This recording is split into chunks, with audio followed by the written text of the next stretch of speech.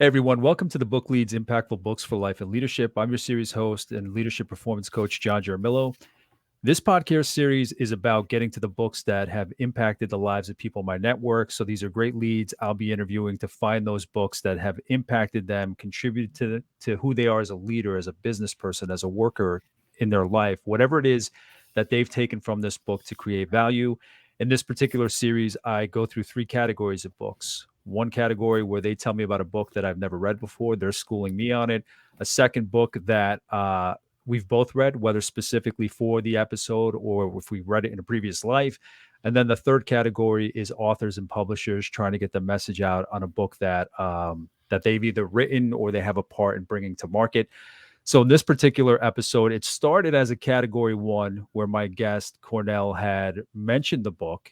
And then I'm like, you know what? This is a book that I've heard about for ages, for whatever reason, never got to as a kid. So I went out and bought it, but it's still going to be Cornell leading the conversation. But I can, just from reading it and knowing his history and what he brings to his practice, to his business, I can see why he would pick it. But I'll let him get into that. But in the meantime, again, my guest is Cornell Thomas. He's an international speaker, multiple title author, mindset coach, speaker trainer, podcast host, basketball trainer, and creator of the Positivity Summit, husband, and most importantly, father of two. I had met Cornell. We were just talking about it before I started recording, where we had met each other through a mutual connection. And the first time we talked was 2 years ago, right? I think the first summer, late spring or first summer of when the pandemic started in 2020. And it seems like just yesterday, and we're talking about how just time flies by and it's just this weird construct. But it's amazing, especially Cornell, with the work that you're doing, the impact you left on me when we had that first podcast conversation, what you're up to, what you share, what I see that you're up to on social media, and what you're doing in your speaking and all the other work that you're doing. It's powerful and it's inspiring and motivating for me. So thank you so much first for that. And then second for sitting down with me for this conversation. Man, always a pleasure, brother. I appreciate you having me on here. Thank you, man.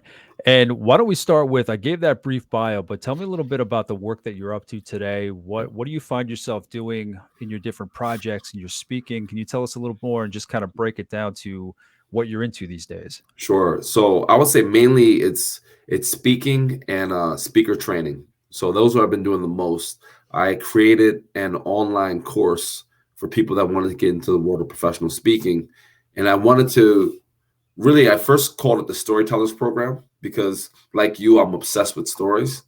And there are so many people that are like, man, I want to be able to tell my story. I want to be able to tell my story.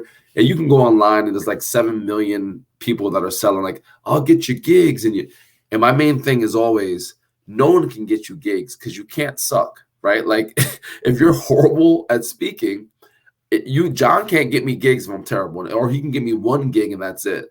So and they'll never get a gig again.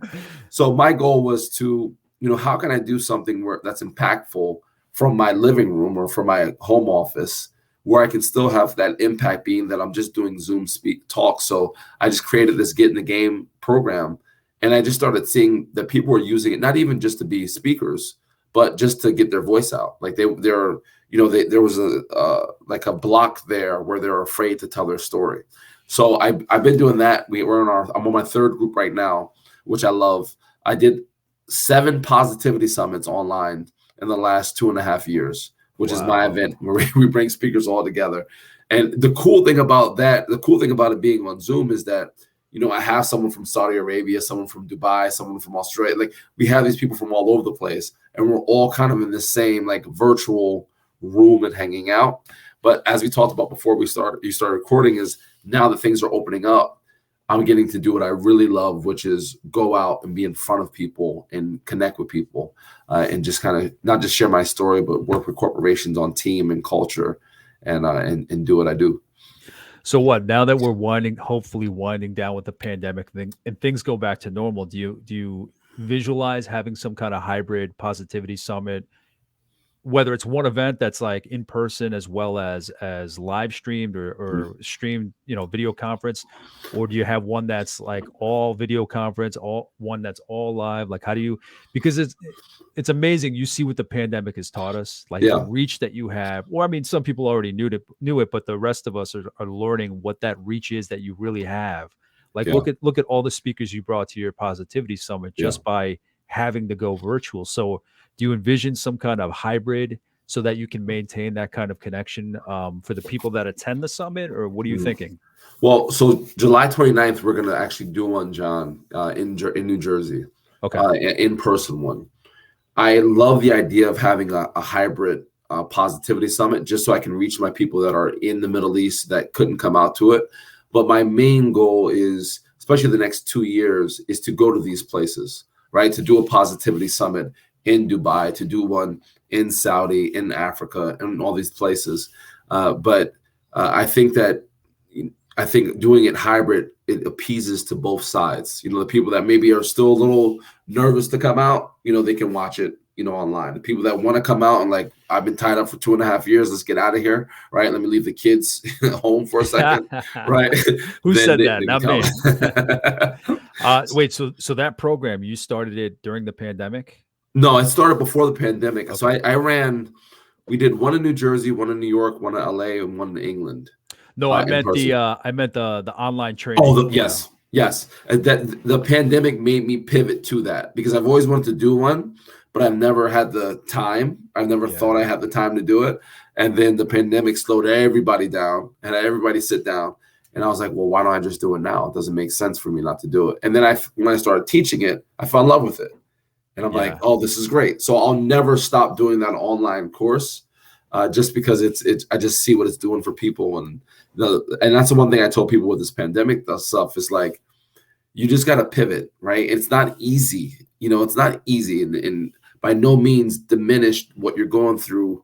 Don't diminish what you're going through. Don't think like, oh, well, this is, Cornell says it's This easy. is where I stop. Yeah. Yeah, man. Like, but you can do it. Like, if you wanted to start a podcast, and start a podcast. Now you can, right? You had time. You had 2.5 years of just self-building, going after things that you wanted to go after.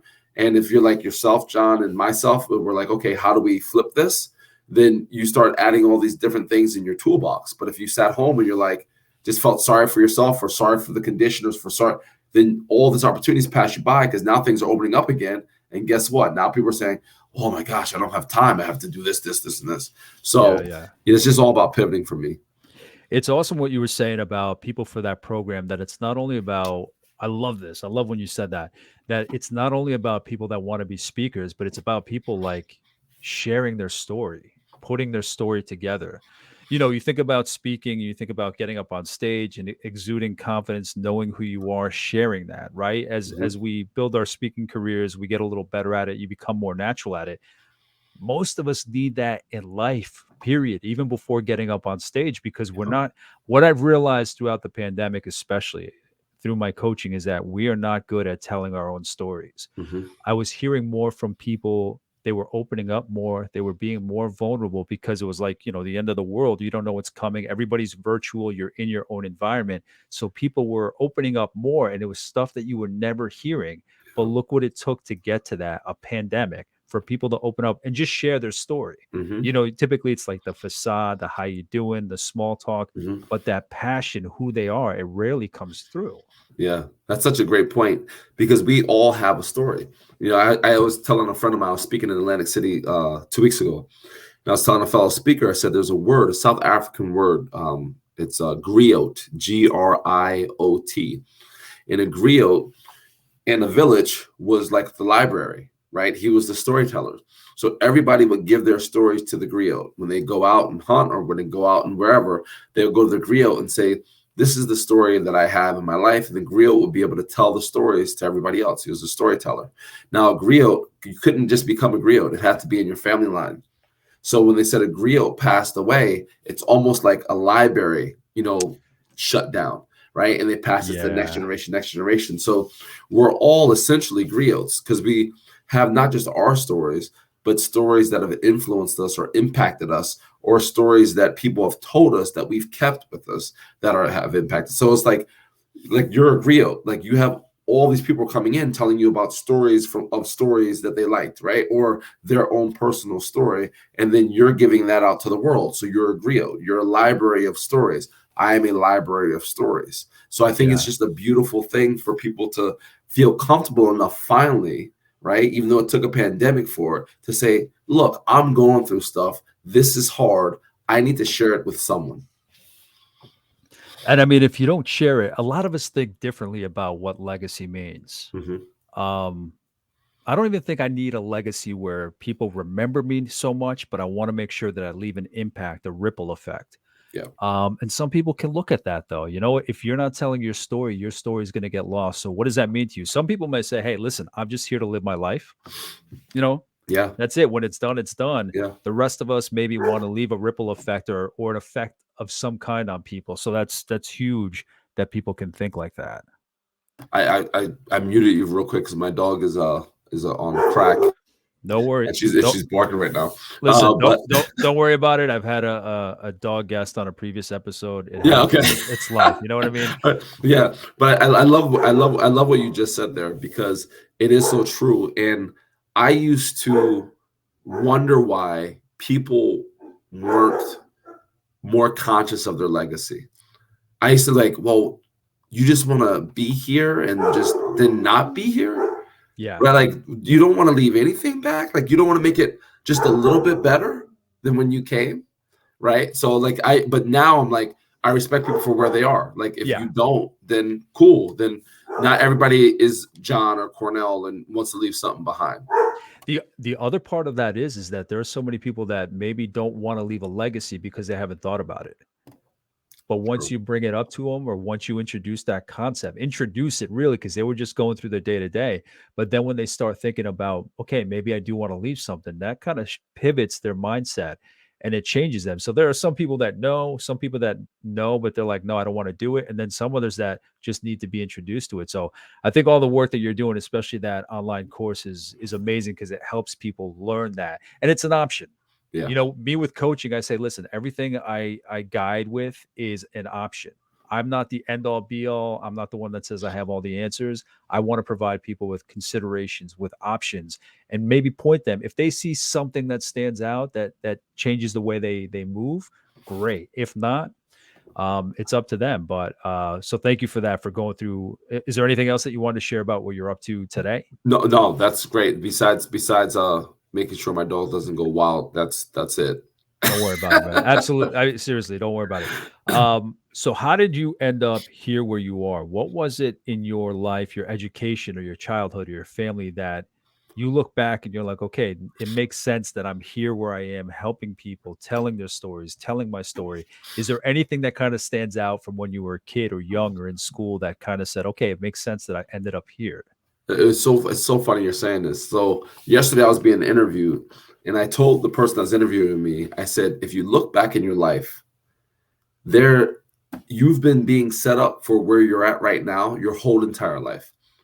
And if you really sit and do the research, like you really think, like, okay, like where did I come from? Like what? And you just never know why you're going through some of these things.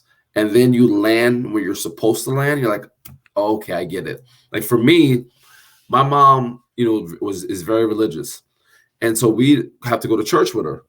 And once every 2 months, I remember being 8 years old, we'd have to read a Bible scripture in front of the congregation, right? And I'm 8, so I'd have to read like Deuteronomy 3:13 or whatever it is in front of this, and I'm trying to pronounce these words, like I'm talking about talking about Ezekiel and all these different words in front of this group. So I'm like, okay, that's something. And then when I got injured, I got a contract to play professional basketball, and I got injured, week before I was supposed to go. And I started coaching basketball. Every single day I had to inspire. Every day, every second I had to inspire, because I had a group of young men that didn't believe, right? And I had to get them focused on a common goal, like it's cause over self, right? It's what do we all want to accomplish here? So when you're in the locker room giving that talk to your guys and you're down by 15 at the half, right? And then you can see in their eyes, they don't know if we can come back from it. That's what I'm doing right now. I'm pouring into people. So I think my whole entire life, I've been pouring into people. I've been trying to encourage people, and that's what I do now. I'm an encourager. I try to inspire people. I think motivation is intrinsic. I think it comes from within. But if I can inspire some action or Yeah. inspire some thought, then the motivation comes after. That's why, like what I mentioned before, you just kind of sometimes all it takes is to wake somebody up to it, to help them Mhm. realize it. So Cornell, what did your path to now look like? We don't have to go day to day, but Yeah. what were the high points, like education, family? What was the path that got you to where you are today and what you're doing? Yeah. So my work ethic comes directly from my mom. My mom, raised 5 kids by herself. My father passed when I was about 4 years old, and left my mom to raise all of us and work 3 jobs. So just watching my mom work is why I'm so crazy in terms of my work ethic. When I was 16 years old, I picked up a basketball and I put all of that work ethic into one thing. And when I say I was tunnel vision focused, that was it. There was no, oh, let's go out, let's hang out, let's go party. There was none of that. It was just basketball, because my purpose for basketball was to get good enough where my mom doesn't have to work anymore.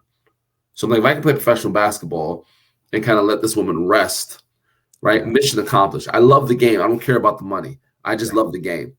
So when I got to the point where I was proficient, and I tell people all the time, like, I was horrible for 4 years. Like, imagine being horrible at something for 4 or 5 years and people telling you how Yeah. horrible you are on a daily basis, like telling me how I wasn't good or how I wouldn't do this and how I wouldn't do that. People ask me like why my mindset is so strong. It's not like it can't be affected, but man, I've had practice. I've been doing the reps. Like I did 5 years of people telling me I'm garbage at something that I And love. that's a long time for people to have that impression, because if Yeah, people have that impression, usually after a day or two, like, all right, then that's it. So a yeah, month, much less yeah, year, much less 4 or 5 years. That's incredible. yeah. But see, I had this goal in mind, and the goal was stronger than their words. The goal was stronger than me not feeling good to go out and shoot. The goal was stronger than all that, right? Yeah. So when I got a contract, went to North Dakota to play college basketball, met my wife there, came back home, got a contract to play professional basketball overseas, and then a week before I was supposed to go, I ruptured my Achilles. And I tell people the hardest part of that situation wasn't the injury. The injury sucked. Don't get me wrong. The hardest part was the next day seeing my mom drive off to one of the jobs I told her she never have to work again.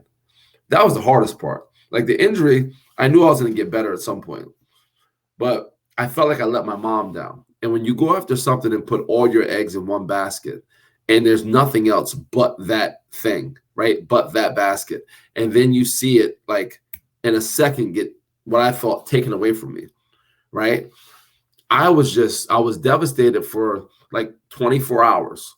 And people are like, well, how did you get, past it? And I was like, you don't get past things. That's not how our mind works. Right. I still remember it like it was yesterday when I got injured. I still remember being let down. You get through things. And I said, that's the difference. Your subconscious keeps everything. Right. So I didn't get past it. I got through it.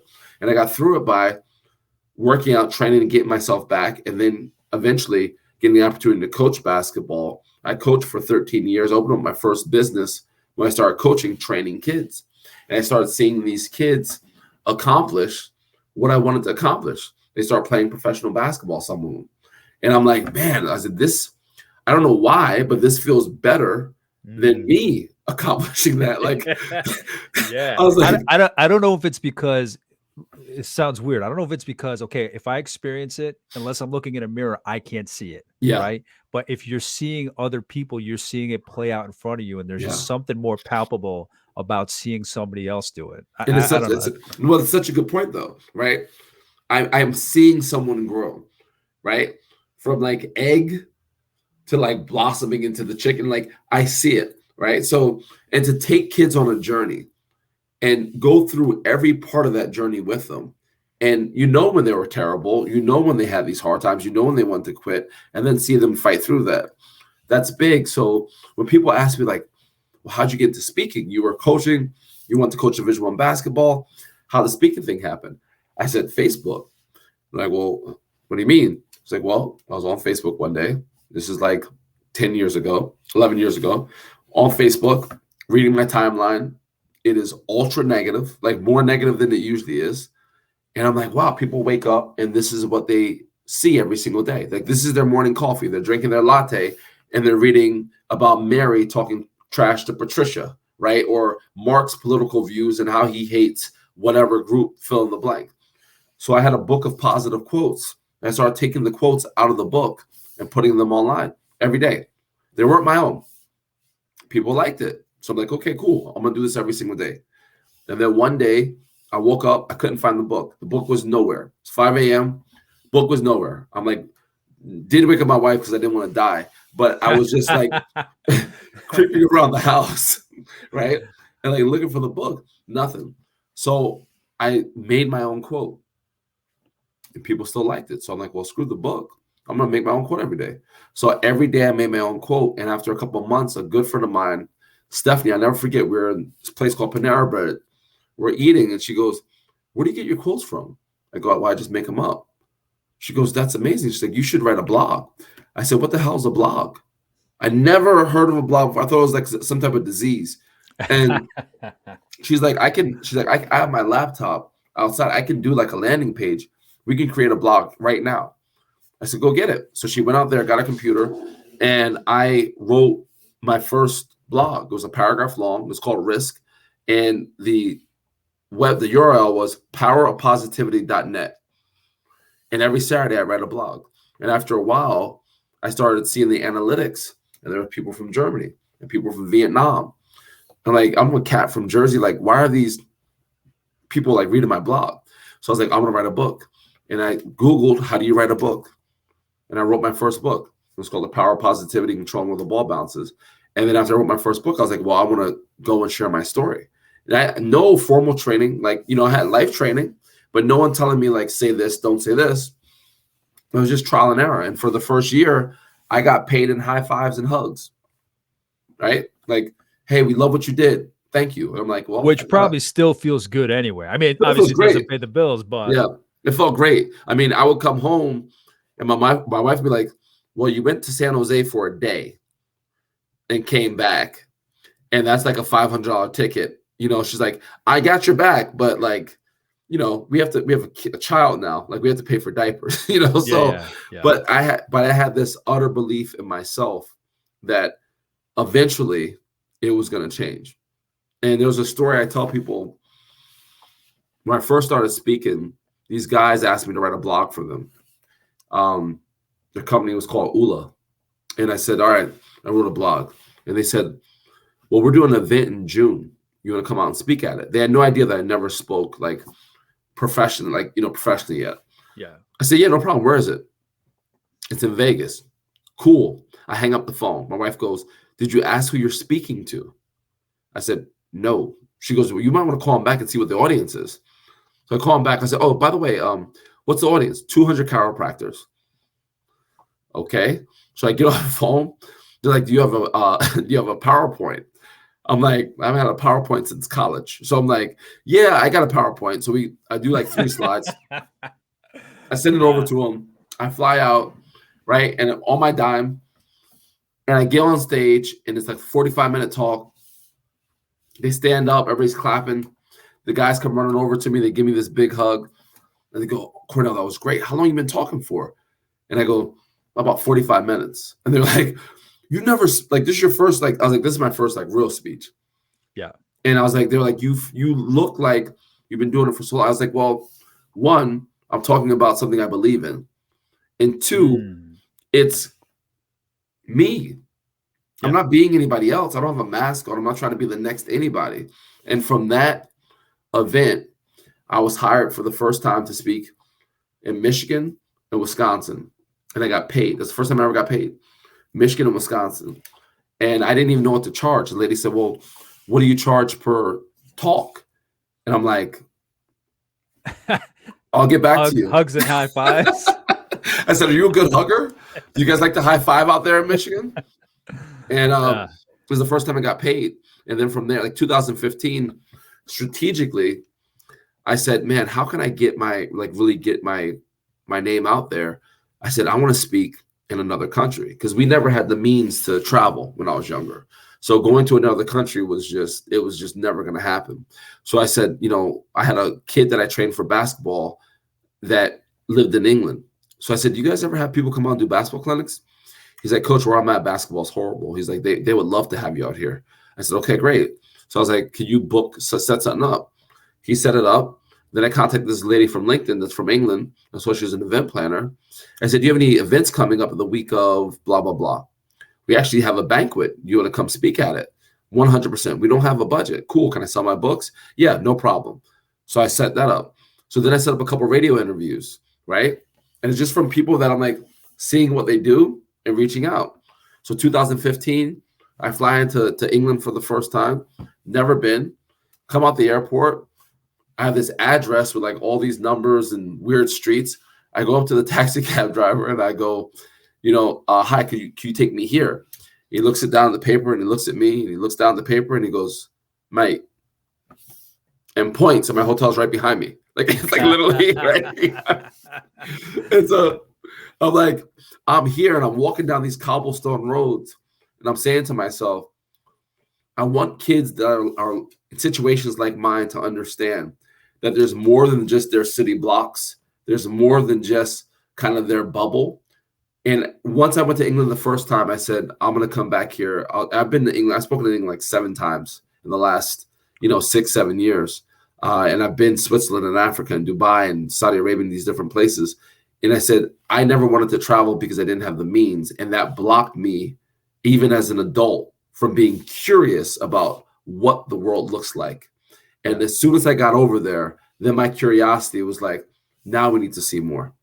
Right. So it's been an amazing ride. And there's so many things that I'm going to do I want to do that I'm like just kind of mapping out like, okay, this is where I want to go. This is who I want to speak to.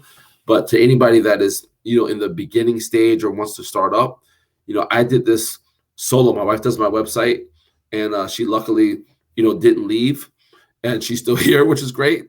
And if you have a support system and if that support, even if the support system is just yourself, if you really believe in what you do, you just go out and do it because we don't have a lot of time on this rock. Eventually, our time is gone. And, while you're here, you want to do all the things that you're curious about doing. Yeah. And I think when you realize we don't have that much time and you do want to make a difference, I think it helps with overcoming that fear. Just that curiosity you have. It's amazing, Cornell, how much we realize we don't have that understanding that we do have control of what we can do. In most cases, it's just a matter of getting started. It's just a matter of being curious. It's just a matter of trial and error, that it doesn't have to work out from the get-go. Because so many people give up.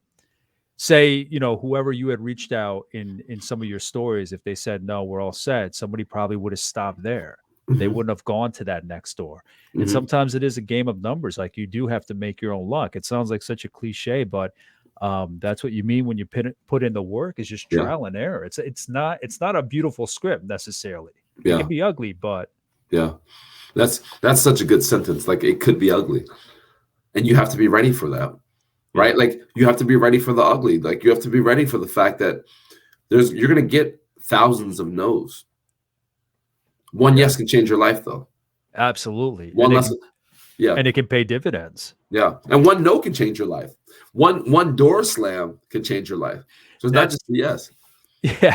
That's what I realized the last couple of days. I saw something online and I shared it, and it was about rejection. And it was like, listen, everything, I don't want to put down another cliche. I'm known for cliches, but everything happens for a reason, even the no's, What if they said yes and they took your time, they took your energy, they took your effort and you didn't get value out of it. Not that it's all about our value, but you didn't grow, you didn't develop, you didn't, achieve what you should have been achieving. Meanwhile, if you kept going, the no is just as powerful as the yes. That's a very 100%. good point.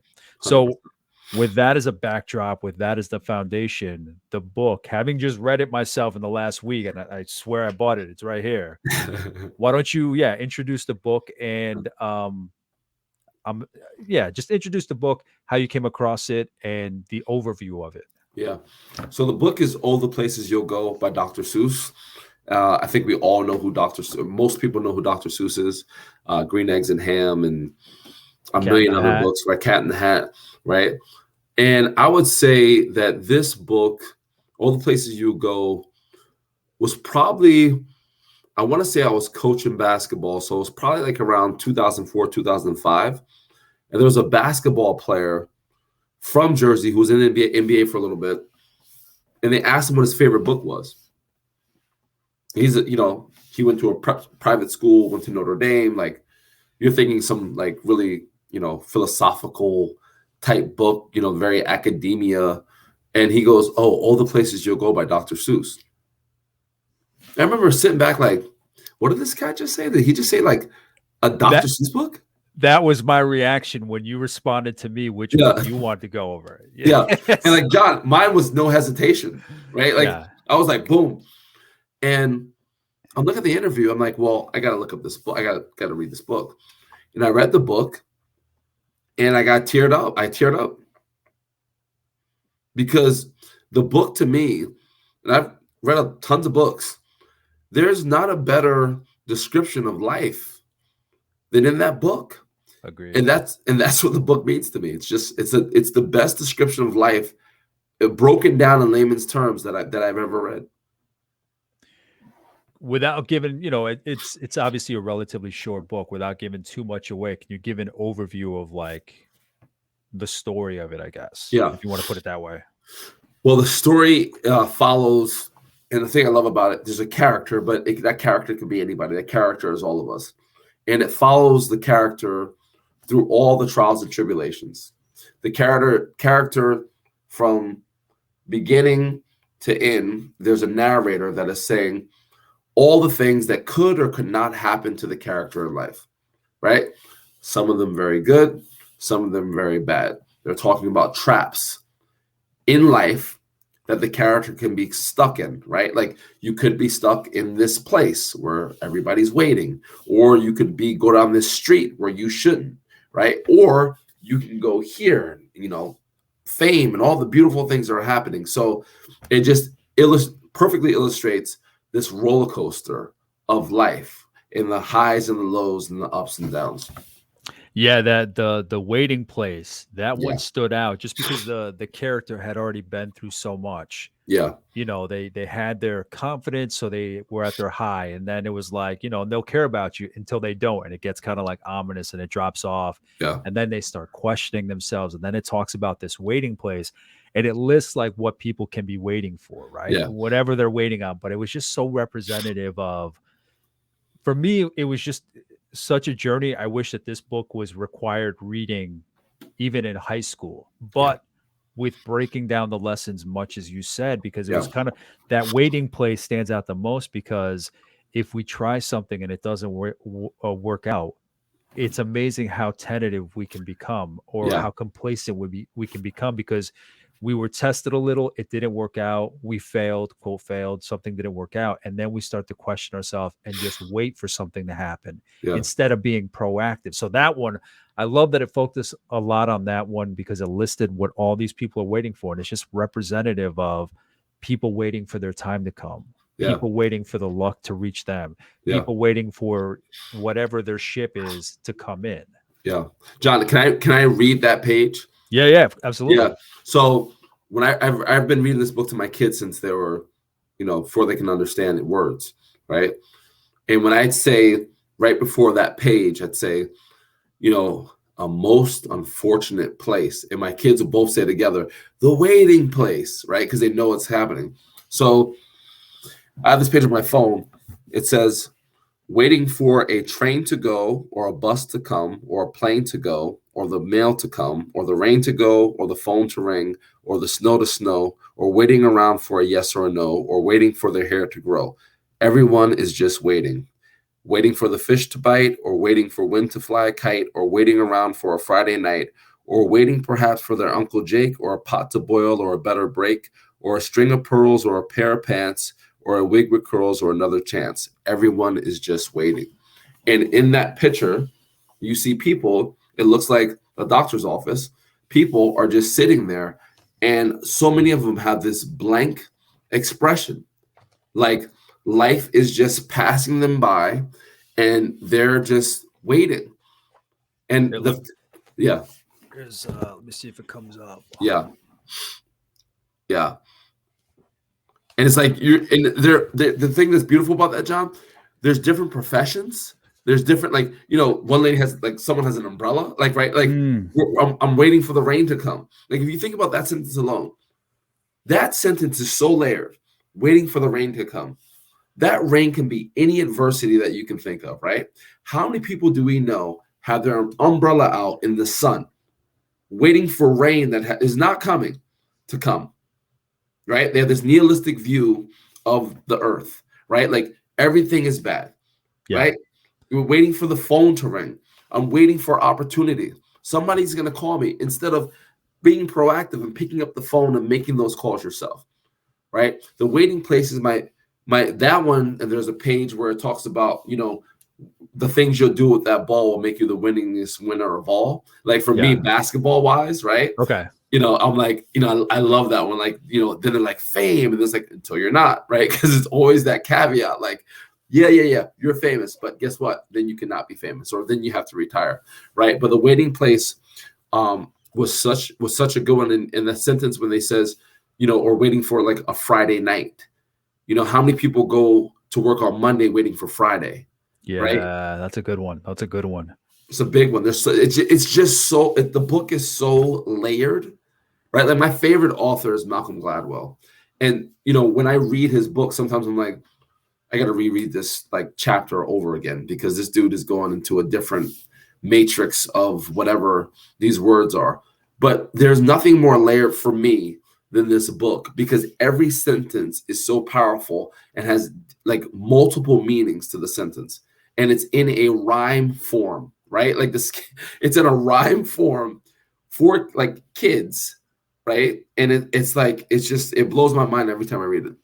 Yeah, I was talking about I think it was a different interview I was doing a couple days ago, and somebody brought up Shel Silverstein, and there was one more author they brought up, but it was a children's book, not discussed for the episode, but they just happened to bring it up, and they talked about how Shel Silverstein had a tough life. I don't know the specifics, but that how he incorporated it into his writing, those lessons.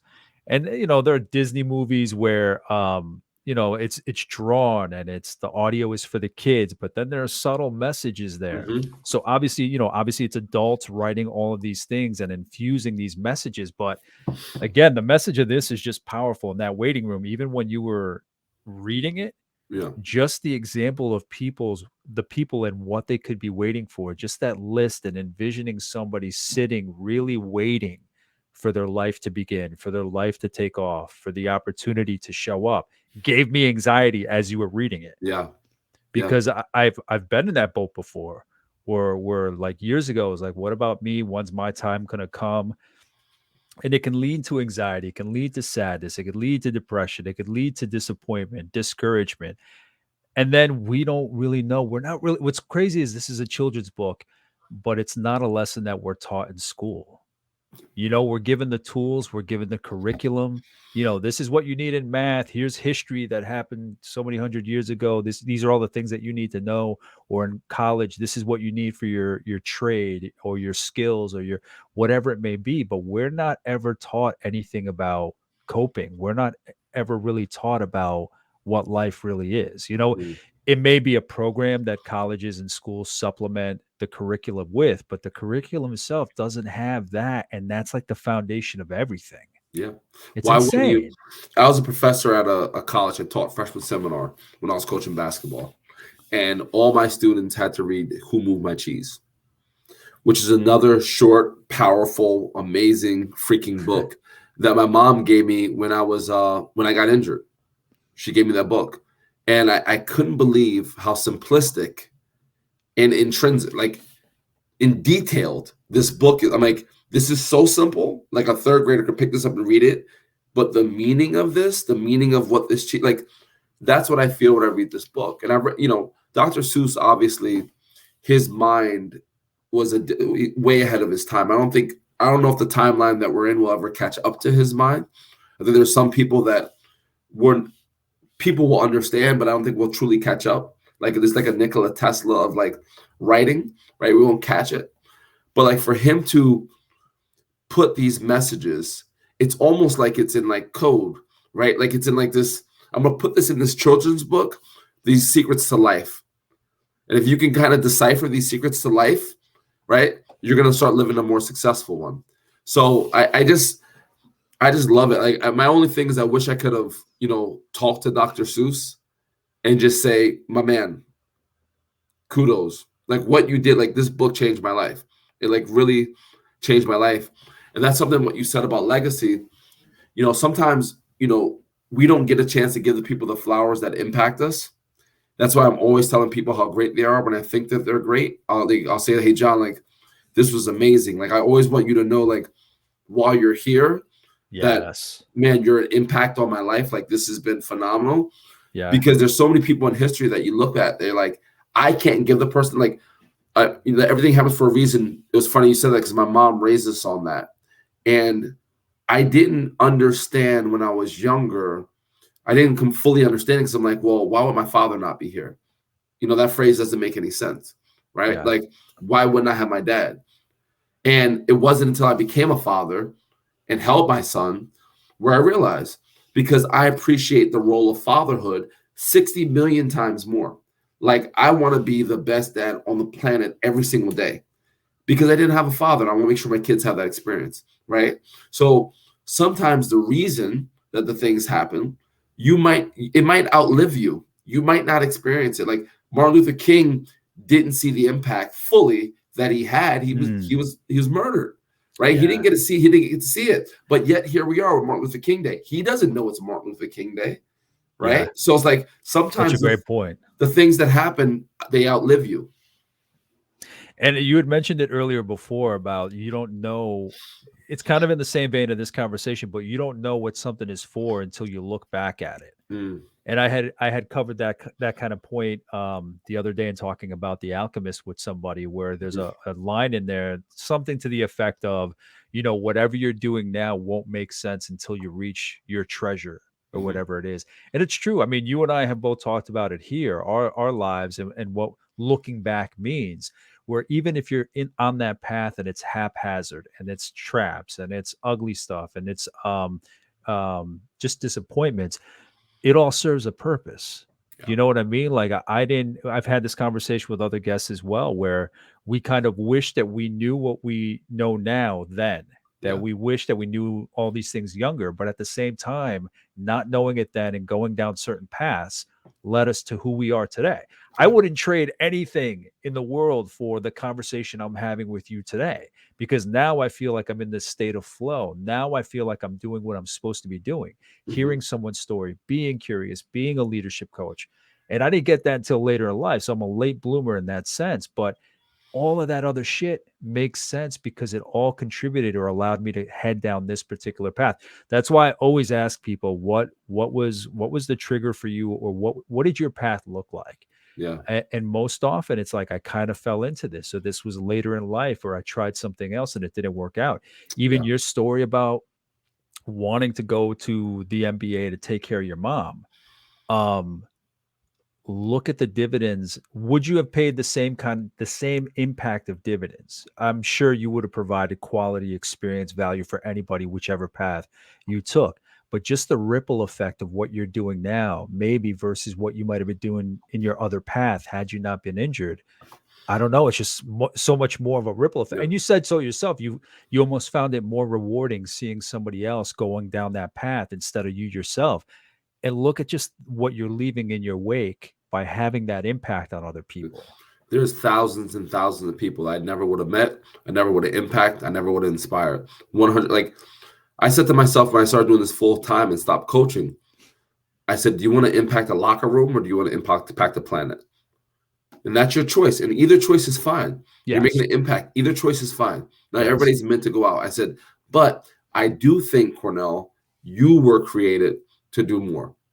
Like, I do think that you're one of the ones. You're one of the ones that selected. Like, you got big shoulders for a reason. You take on people's stuff, right? Like, you're one of the ones, right? And now, what are you going to do with your assignment? I get goosebumps saying to you, John.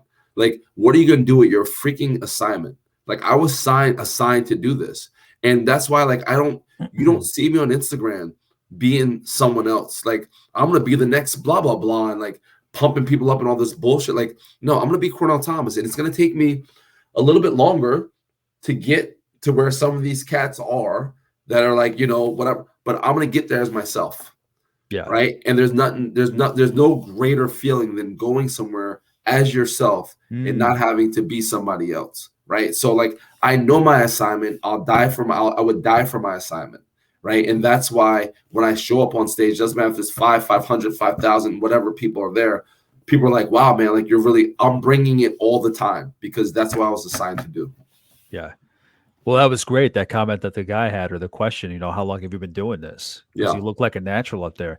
And there's just something about when you really click with what you're supposed to be doing versus, earlier in your life, you may be trying to be something else. Not you Hmm. specifically, all of us in general. We're like, we think this is what it's supposed to look like. Hmm. But there's nothing like clicking and falling into place into knowing who you're supposed to be or working in that direction. We're always works in progress. But Hmm. when it's such a high, you get in that flow state when you really realize what you're meant to be sharing with the world. And I mean, even when you shared that when you read this book and like you had tears in your eyes or you teared up, like I almost teared up as well just Hmm. hearing you say that because when I read it, I'm like, man, this is powerful.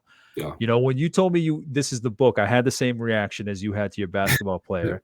But then I'm like, no, this is Cornell. Like there's got to be a reason that he picked this book. Yeah. I picked it up, read it. I'm like, oh, that's what this is about. Yeah. And and I could see the entrepreneurial journey in there. I could see the life journey in there. I could see the idea of failure in there. I could see the idea of thinking maybe you're too good for the tough roads in your town, so you're going to get out of town. Hmm. They were just each page, each section was just such a lesson of life, and it would have helped if somebody kind of said, this is what you might see in your life. Again, I think it's just something that we should have read when we were younger because it's not going to solve your problems, but it's going to open up your eyes that it's not going to be all pretty and scripted and play out the way you think. Yeah. I love it. It's to give you a different perspective. And Yeah. and like you said, I truly believe it. I'm not talking about the teachers. I'm talking about the system. The educational system has failed us for a very long time. They're not educating us to survive life. It's like someone saying, Cornell, in 2 months, you're going to be out in the wilderness, right? And you're going to have to live on your own, hunt, do your own, like get your own food, blah blah blah. And to prepare you for that, we're going to put you in the Waldorf Astoria for the next 2 months, right? And we're going to wait on you hand and foot. And then you send me out to the woods, and I'm like, wait a second, where's the Yeah. butler? Yeah. Like what's going on here, right? And that's what we do to these kids. We send these kids off, and then we wonder why, they're not doing what they're supposed to do, or when they get out of college or they're lost or whatever. Well, most kids have a $250,000 bill to pay when they get out of college, so they're already 250 grand in the red. That's going to get paid when they're 80 years old, right? So that's the first negative. Second, we haven't given them any of the life skills. The life skills they've gotten, hopefully, if they didn't party every weekend, is socially handling that college environment, right? Time management. I can't go party. I got to go do my studies. Or like, this is a weird vibe here. I'm going to stay away from that. Like, I'm going to just start reading people better, right? Like, you hope that's what you get out of college. Because when I got my degree, I was like, cool. I memorized everything that I got, and like, great, I can't pass one test after graduation. Like, give me one of those 401 tests right now, I'll fail it. Yeah. Right. Yeah. So it's just, Yeah. I wanted to at some point, and I keep saying this, I want to put this out in the world. I want to at some point open up my own school of entrepreneurship, for kids and have sports teams and all Mm. that, and have educators there, and like have it in Jersey and bus in kids from all over different places, right? And have it like a melting pot, and have the best educators in there, and bring in people like yourself, John, people that do leadership performance, and talk to these kids about self leadership and working as a team and belief and confidence and understanding that you were created once and you'll never be created again. These are the things that kids need to be told on Yes. a daily freaking basis that they're not being told. I agree. And plus, I mean, this world that we're growing up in is a lot different than when you and I grew up, Yeah. Cornell. Yep. Like Facts. social media, the proliferation of social media, that it's everywhere. You mentioned like you do need some curriculum, yeah, but they're not taught about life. And beyond that, the ugly side, they're not taught about coping. Mm, And there's so many mental health issues out there.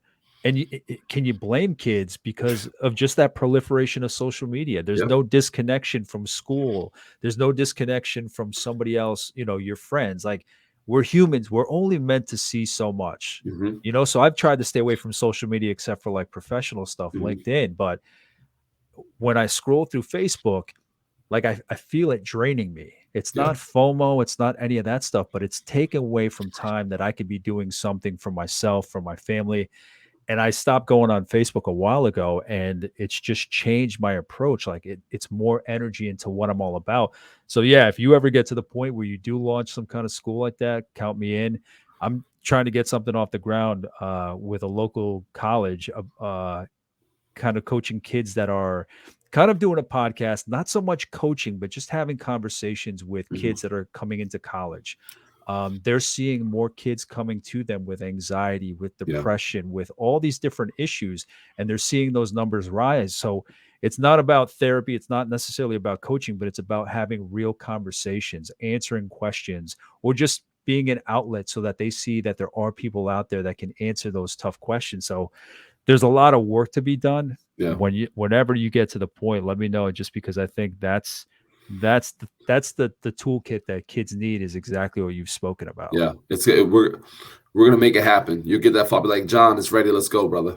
Absolutely, absolutely. I follow through on what I say, and Yes, sir. I would love to see that. Cornell, before we wrap up, is there anything else you want to share? Yeah. Well, one, just thank you. I want to thank you for bringing me on. I think energetically, I think people don't realize that energy connects us more than anything. It connects us more than hue, connects us more than gender, connects us more than who you pray to, any of that stuff. It's just your energy. And when we met John, energetically, right, we were already locked in. I was like, well, this is my soul brother. I knew him from somewhere else, some time ago, it's somewhere, it's right? weird how that happens. It's So it, weird it, how that but happens. it's everywhere. Like when you're open to it, like I always say this, when you're open to energetic connection, it's like when you first think about buying a new car. You see that car everywhere for the first time. You've never seen that car before. Next thing you know, your neighbor has the car. It's down the street. You pull up to a light, the car's next to you. Because as soon as you open your mind up to something, you open it up to that thing, it presents itself. It's like, You hey, I've start been you here the whole start time. seeing it more. 100%. So I'm Yeah. always open to that energetic connection. And I have it in the airport. I have it when I speak. I have it on the phone. I have it in the supermarket. Same as you. People meet you and they're like, yo, that John dude is a cool cat, man. Like, I want to stay in contact with him because just energetically, you have this open space where you allow people in. So I just want to say, man, just keep doing what you're doing, brother. I can't wait to do more things together. That's such a good point. That's another piece that students need to hear about, is that piece. Hmm. You know what I mean? It's as existential, but they need to hear that so much because so often they just stay in the energy that they're in. Yeah. They don't know the game of numbers where you have to go out there and you have to explore, and connection doesn't always look a certain way. There are other forms of connection. That's just huge. And I've realized that more and more how important that energy is. So I'm glad we found each other. I'm glad we Yeah, can man. collaborate in whatever capacity. So anything you're down for, sign me up. Um, Appreciate you. and I want to definitely have you back on because obviously you're an author yourself. You just launched a book 2 years ago, you said, Cornell? Yeah. Yeah. Why Yeah. don't why don't you just give a little blurb about Yeah. that book, just so Yeah. people can learn about that? The book is called Game of Death, an entrepreneur survivor guide. Okay. And it is all the real stuff when it comes to entrepreneurship. It's not the fluffy rented Lamborghini for an IG video crap that you see. Like one of the chapters is titled ramen noodles, right? Like get used to the different flavors, right? Like when you want to be an entrepreneur, like just get used to the different flavors because that's what it takes to actually run a business. And I think it's 30 entrepreneurs from all over the world that are answering three questions like, why did you want to be an entrepreneur? When did you discover that you wanted to be one? And what was your biggest struggle and how did you overcome it? So in between the chapters of my writing, You have an entrepreneur from Dubai, you have an entrepreneur from New York City, you have an entrepreneur from Wisconsin, one from Saudi Arabia, one from Australia, wherever, right? Answering that same question. And the reason I did that is because you find out that we're all going through the same stuff, right? We all That's have the same huge. struggles, right? Yeah. So the book it's my longest book. It was like 105 pages, which is my longest book. And I'm just so proud of it. I'm so proud of the book, and I'm proud of the fact that I can at least give entrepreneurs some real tools on how to get Teflon this mindset, because if it's a business you really want, you have to understand that life's going to punch that business and you in the mouth multiple times before it's successful, right? Just Yeah. stick with it and keep fighting.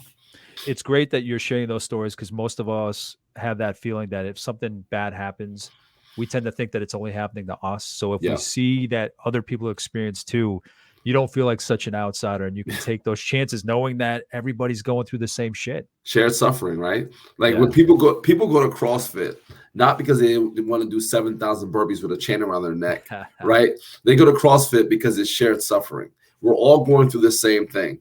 I'm getting my ass whipped in here. You getting your ass whipped in here. Let's do it together, brother or sister. Let's slap hands. Let's get through the hour together. That's why, because it's a sense of community. And if we just stop playing the same game that our ancestors played, right, and playing and appeasing to the system, and being divisive and separating over just the dumbest stuff in the world, like where our ancestors migrated to. Like, if we just stop that and realize that we came together as a community of people, the good people. There are a-holes. Don't get me wrong.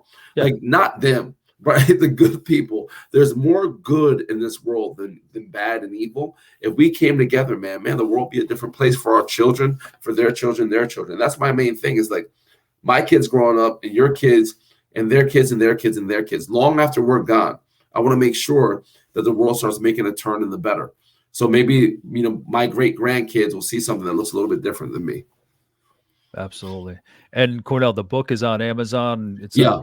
Okay. The book's on Amazon. I'm in a Bruce Lee yellow jumper. Yeah, Game of Death. Yeah. Game of Death. So it's great. I'll be doing a book tour for it. Hopefully in the next couple months. I got to just set it up. So I might be coming to a town near you. It just depends on where you're at.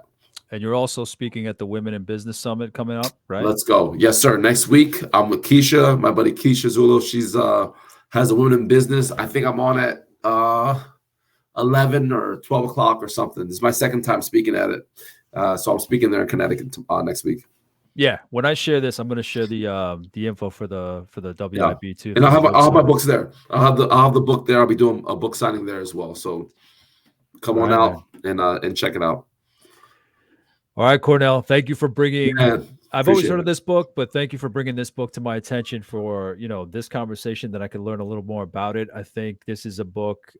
Somebody had seen that I posted a picture on LinkedIn saying that this was going to be an upcoming episode.